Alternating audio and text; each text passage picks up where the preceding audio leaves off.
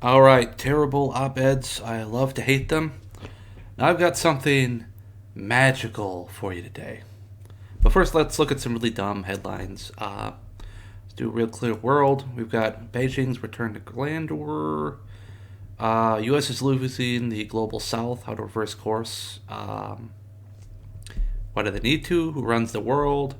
Just some nonsense. Putin will never agree to de-escalate Ukraine's unwinnable war. We're clear defense. It's got your usual clickbait. Now I've noticed they have this entire section up here of just clickbait. Russia now drafting soldiers from other countries. I doubt it. It seems to be impossible. NATO is now actively on a war footing with Russia. No, they're not. So this is both provocative but also not true. Russia now resorting to kamikaze attacks against Ukraine. Well, I'm not going to click on it. They've been using Lancet drones and such things for quite a while. Another low in their quest for soldiers. Russia will never agree.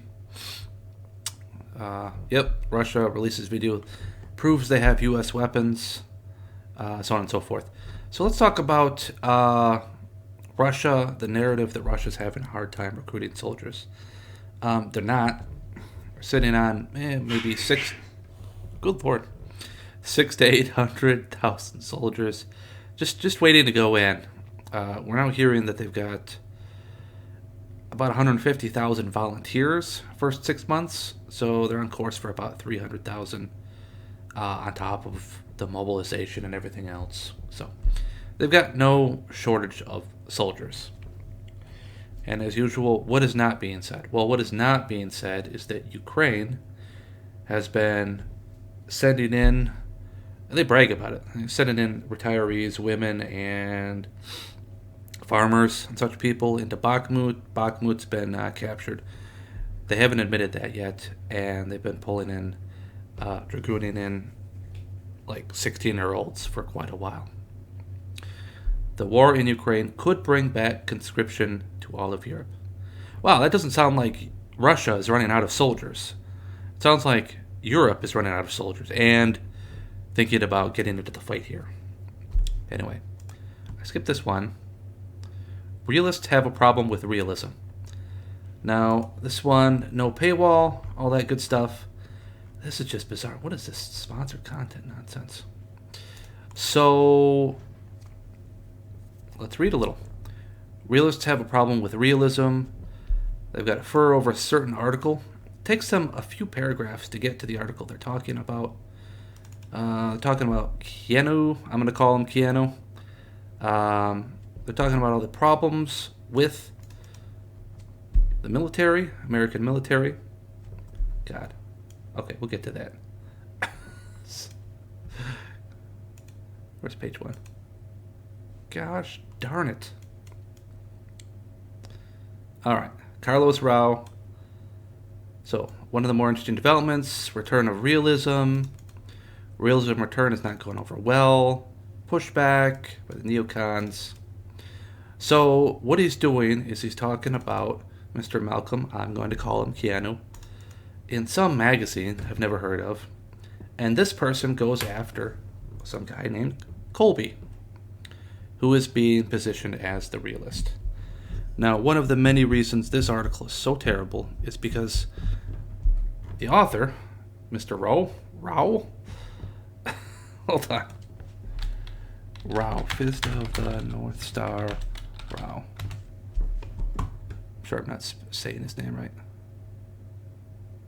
No, where's Rao? Is that him? Anyway. So, he actually strawmans both of these people and has them fight against each other and sort of mind melds and decides what he thinks that these two people are saying. This illustrates how an American realist struggles to grasp the current historical circumstances in which we live. I see no evidence of this. Basically just calling him a dummy. So they talk about his contention about John Mersheimer. Mersheimer is like the great Gatsby of Russian experts. Like, people who are not very smart think that he's very smart. America's a country that cannot run on legitimacy by itself, blah, blah, blah. National cohesion through realism. Colby disagrees, fine. And just look at how many just obscure references they use. I don't even know how to pronounce this. Now, this is not because I'm stupid or ill-educated. This is a style of writing where people, they use the most obscure reference possible as an appeal to authority. So, oh yeah, Morantho-style realism. And what they're really doing is they're saying nonsense, and when you don't understand, you think that you're dumb, so therefore they're smart, so they know more than you, so maybe you should listen. Of course, they barely get to a point at all. And they're talking about Washington's farewell address and all this kind of stuff. Now, where does Mr. Rao sit on this? Well, if you get all the way to the end, it's sort of implied, but never said, that he is himself a realist.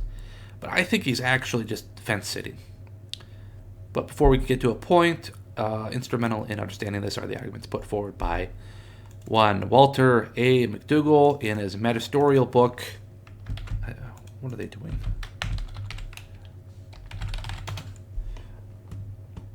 Having great authority, fine.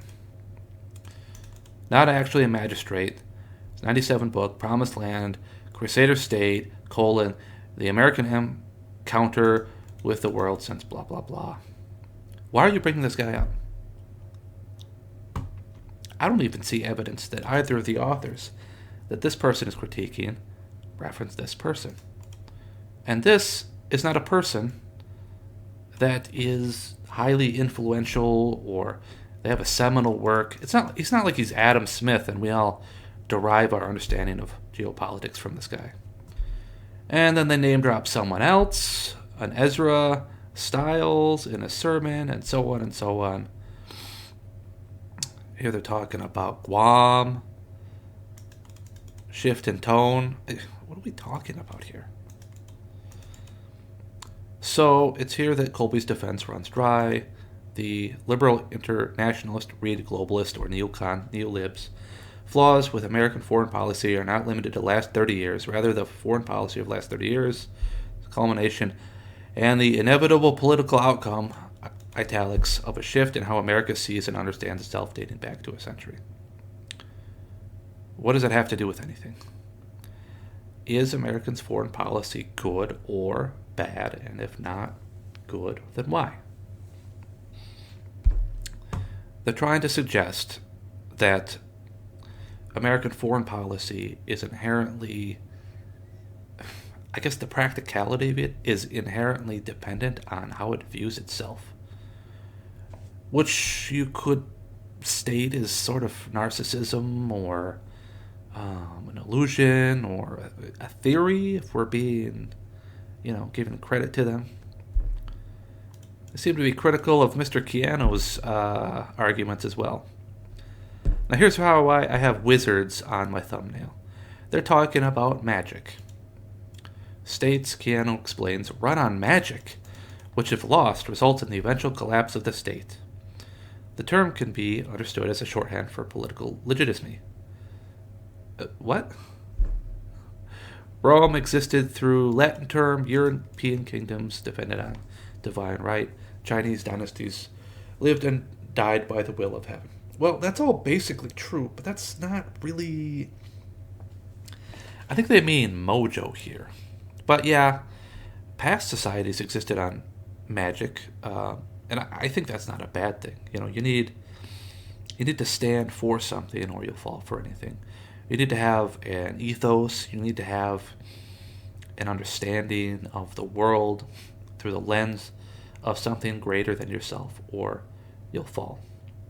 That actually is a legitimate point, which they proceed to not criticize Colby of. What they're saying is that the realists need to understand that this magic stuff is real, which is not. I mean, I believe in magic, but that's not what we're talking about here. So the realists need to acknowledge that there's psychological aspects and that neocons are gonna neocon, that that people are just gonna do what they're gonna do with no rhyme or reason. which is not. Again, this guy is straw manning both sides of the argument. The realist is saying stuff like, gee, we're running out of ammo. Maybe we shouldn't attack Russia.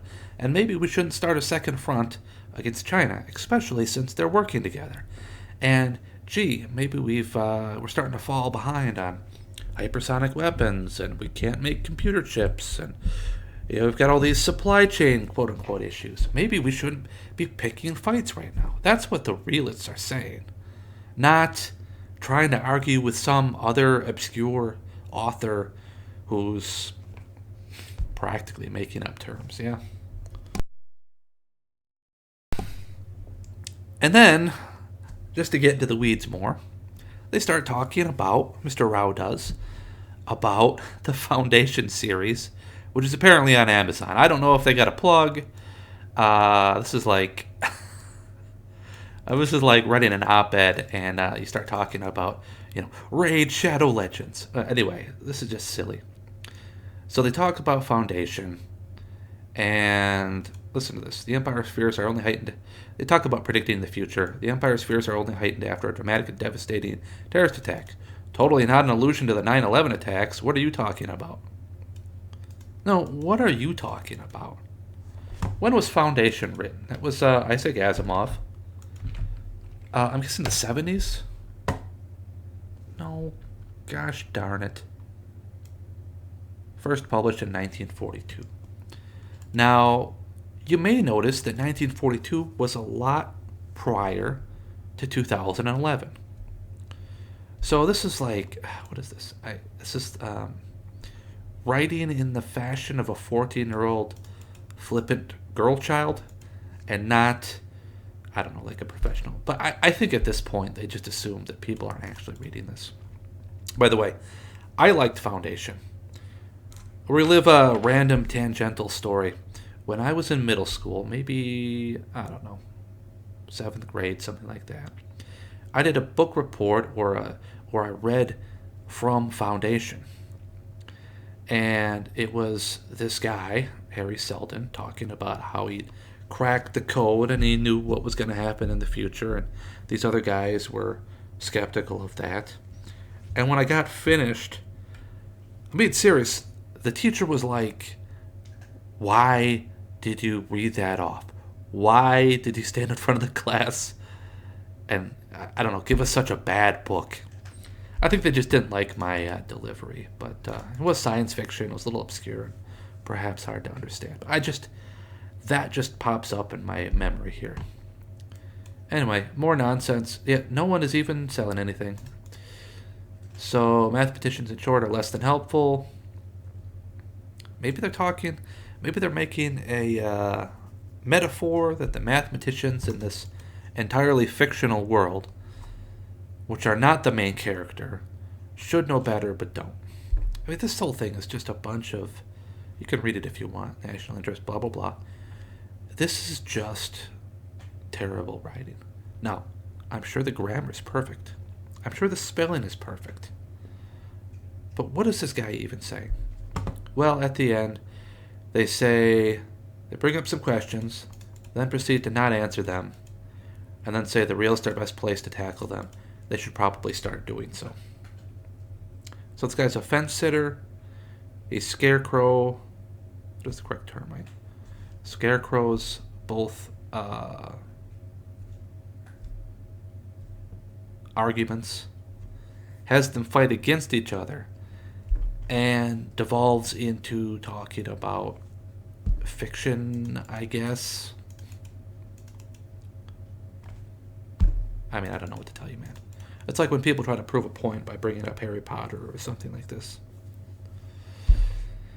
Oh, Lord. This, I would hazard, is Keanu's real critique of Colby and the realists. That not only is the United States collapsing as an imperial power, with all that implies, but her realists are not recognizing it. Let me ask you, if Keanu was making that point, wouldn't Keanu say so? I feel like this guy, he's part of an academic tradition of putting your point last rambling and not getting to the point or supporting your point. Name dropping, and name dropping a lot of obscure things. And picking random books as though they're your interpretation of that proves some point. But what I think that what he's done is he's actually grabbed two other authors, had them pretend to argue with each other. But I think these other two authors, they're either being misread or they themselves have the same nonsense where they ramble and basically say nothing. Well, I don't know, but apparently magic is what powers nations like Mako reactors, like I don't know what, like wizards. Anyway, terrible op-ed of the day.